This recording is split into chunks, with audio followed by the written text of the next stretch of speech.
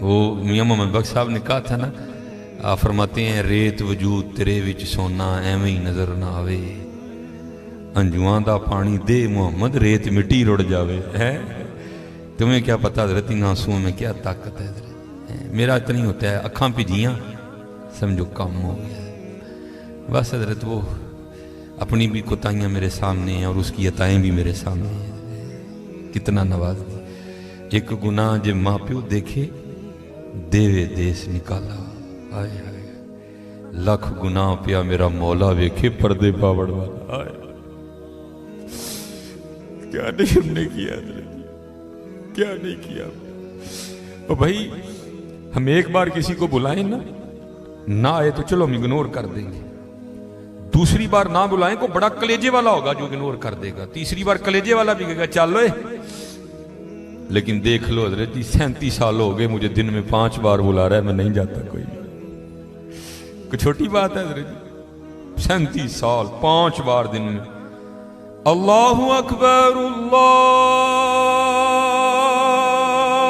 अकबर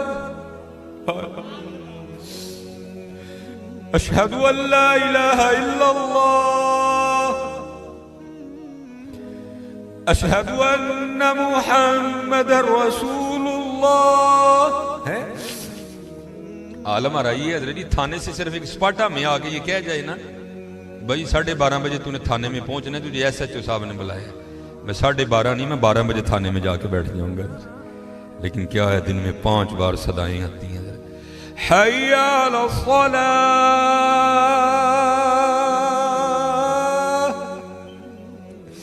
फिर बंदा है ना फिर थोड़ी सी लालच भी दे दी साथ, हय्या अलल फलाह।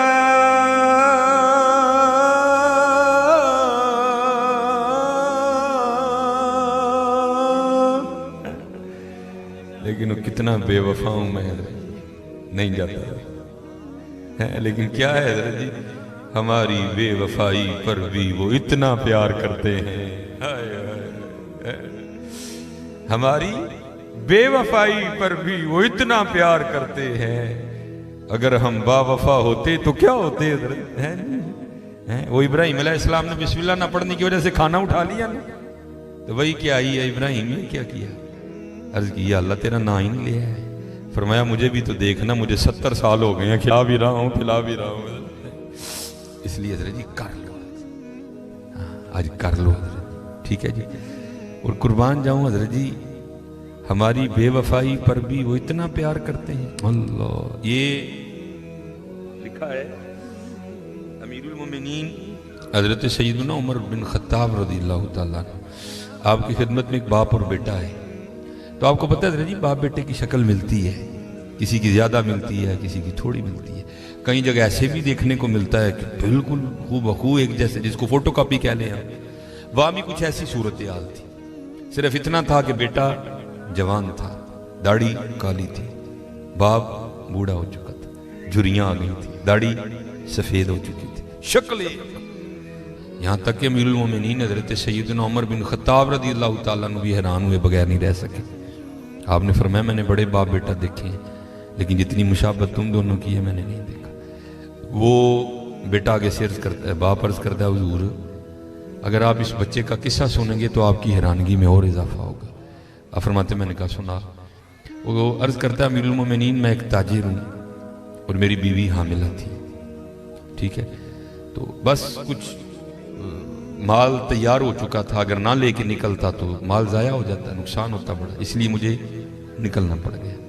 तो जब मैं निकलने लगा ना तो इसकी माँ और मेरी बीवी मुझे दरवाजे तक छोड़ने आई और दरवाजे पे खड़े होकर मुझे पूछती है आप तो जा रहे हैं, तो आपकी ये जो औलाद दुनिया में आने वाली है इसको किसके हवाले करके जा रही है? तो इस करता है अमीरुल मोमिनीन मैंने दरवाजे पे खड़े होकर कहा मैं इसको हवाले करता हूँ अल्लाह के। हाय हाय, किसके हवाले करता हूँ? अल्लाह के। अर्ज करता अमीरुल मोमिनीन मैं चला गया।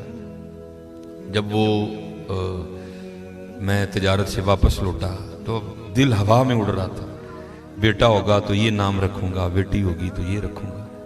लेकिन अर्ज करता अमीरुल मोमिनीन जब घर आया ना तो आके क्या देखता हूँ घर मुकफ्फल, ताला लगा। मैं हैरान हुआ मेरी बीवी किधर गई? हमसाये के दरवाजे पे दस्तक दी, पूछा बीवी किधर गई? उन्होंने कहा वो जब विलादत का वक्त करीब आया ना तो तेरी बीवी दर्द ज़ै की शिद्दत को बर्दाश्त नहीं कर सकी और विलादत से पहले तेरी बीवी का इंतकाल हो गया। तो हमने उसको दफना दिया। एक शख्स साथ गया, जाकर उसने कब्र की निशानदही की, मैंने फातिहा खानी की, साले सवाब किया। तो मैं घर आ गया। जब रात अपनी चारपाई पे लेटा ना तो दिल बड़ा बेचैन हुआ।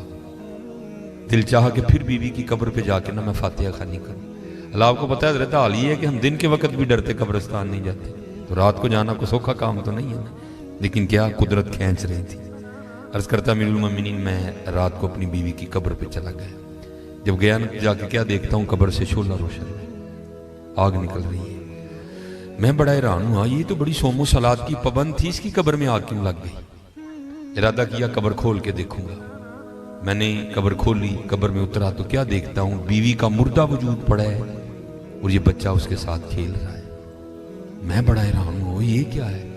मैंने बच्चे को सीने से लगाया, कब्र से बाहर निकला तो गैब से आवाज की आती, बंदे तूने दरवाजे पे खड़े होके कहा था मैं दुनिया में अपनी आने वाली सौलाद को हवाले करता हूं अल्लाह के, हैं हमारे हवाले करके जा गया था इसलिए जिंदा दे रहे हैं। बीवी हमारे हवाले करके जाता वो भी तुझे जिंदा ही देनी थी।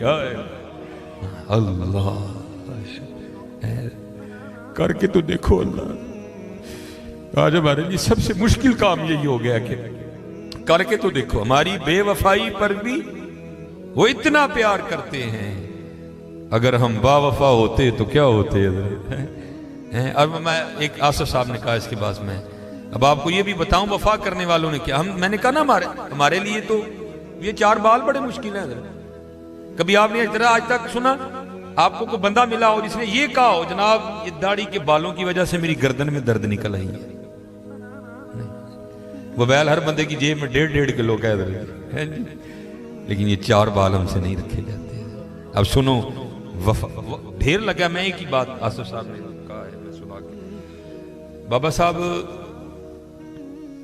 आप फरमाते हैं, क्योंकि आप फरमाते हैं मैं मुरीद होने के लिए ना ये माशाल्लाह उर्स भी जारी है। सुल्तानुल हिंद हजरत ख्वाजा मोइनुद्दीन चिश्ती अजमेरी रहमतुल्लाह तआला आप फरमाते बैत होने के लिए मैं पहले ख्वाजा साहब की बारगाह में गया था। कहते जब ख्वाजा साहब की बारगाह में गया ना तो कहते जब अल्लाह वालों की मजलिस में जाओ तो दिलों को कंट्रोल में रखो, ये दिलों के जासूस होते हैं, ये दिलों के ख्यालात को पकड़ लिया करते हैं। कहते जब हजरत की बारगाह में गया ना, ये देखे ना कुर्सी है, ये पीछे टेक है, लेकिन हजरत किसी कुर्सी पे नहीं बैठे थे, आप एक दरख्त के साथ टेक लगा के बैठे थे जो खुश्क हो चुका था और कट भी गया था, तना ही रह गया हुआ था, खुश्क हो गया हुआ था।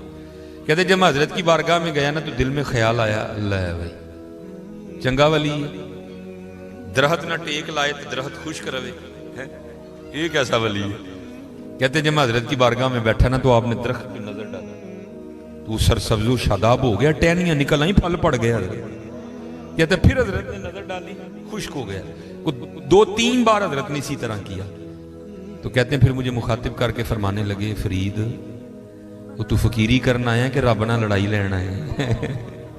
कहते मैंने अर्ज की हुजूर क्या हुआ। कहते अगर उसकी मर्जी है खुश करे तो तूने जरूर इसको हरा करना है। कहते फिर हजरत ने मुझे कहा जा कुतुब के पास तेरी खबर ले, तेरा फैज वहां है जी। फिर बाद में कहते मैं कुतुब साहब के पास आया तो कहते वहां भी मैं मार खा गया। कहते वहां क्या हुआ, क्योंकि मैंने तो कुतुब साहब को नहीं देखा था। कहते मैं जब दिल्ली पहुंचा ना तब दिल्ली इतनी आबाद नहीं थी अभी।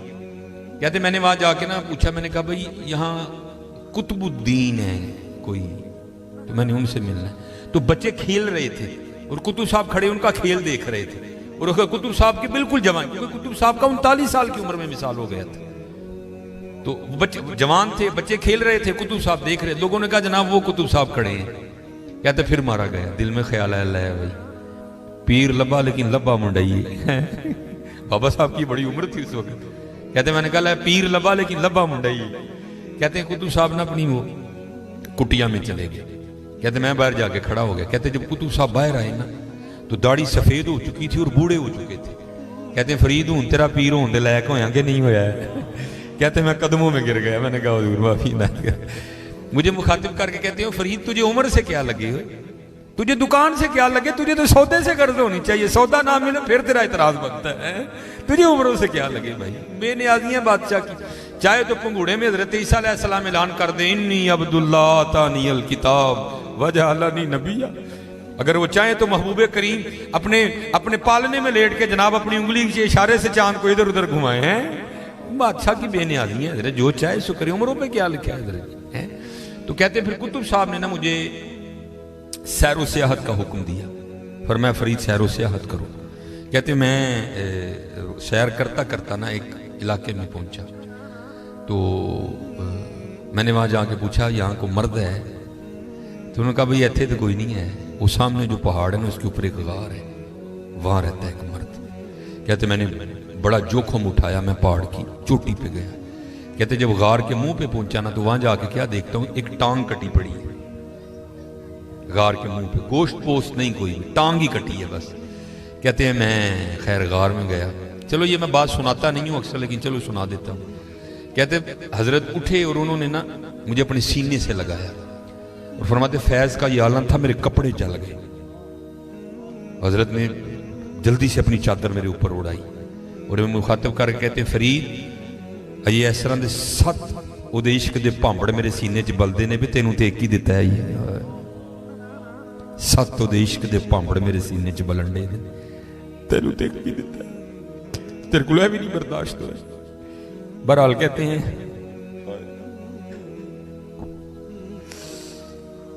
आज हजरत हमें हर चीज से इश्क नहीं है तो अल्लाह और अल्लाह के बहुत दूर निकल गए।